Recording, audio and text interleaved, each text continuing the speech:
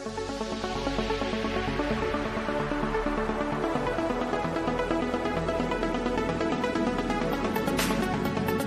தகவல் நிகழ்ச்சி மூலம் உங்களை சந்திப்பதில் மகிழ்ச்சி.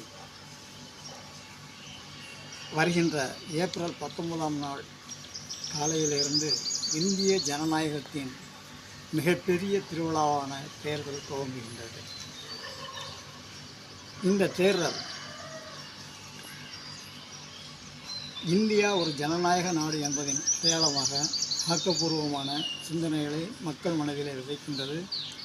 உலக அரங்குகளில் தனக்கான ஒரு தலை நிமிர்வை தருகிறது. நண்பர்களே,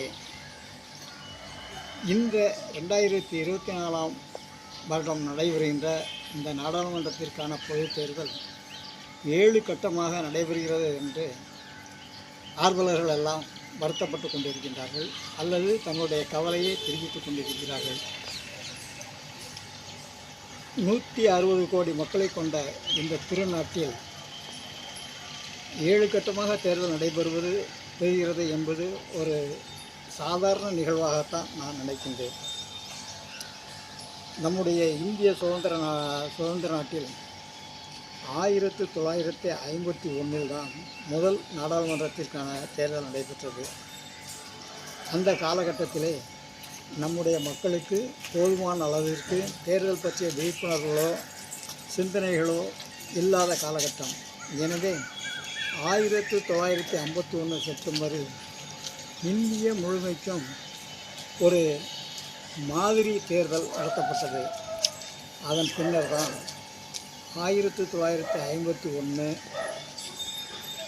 அக்டோபர் 25ஆம் தேதியிலிருந்து 1952 மார்ச் 21ஆம் நாள் வரை 68 கட்டங்களாக இந்திய தேர்தல் முதல் தேர்தல் நடத்தப்பட்டது.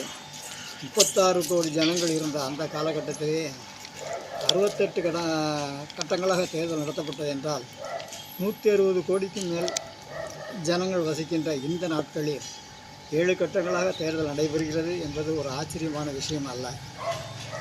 அந்த முதல் தேர்தலை நடத்தியவர் சுகுமார் ஜென் என்னும் தேர்தல் அதிகாரி. உண்மையிலே அந்த வெற்றி யாருக்கு என்றால் அவருக்குத்தான்.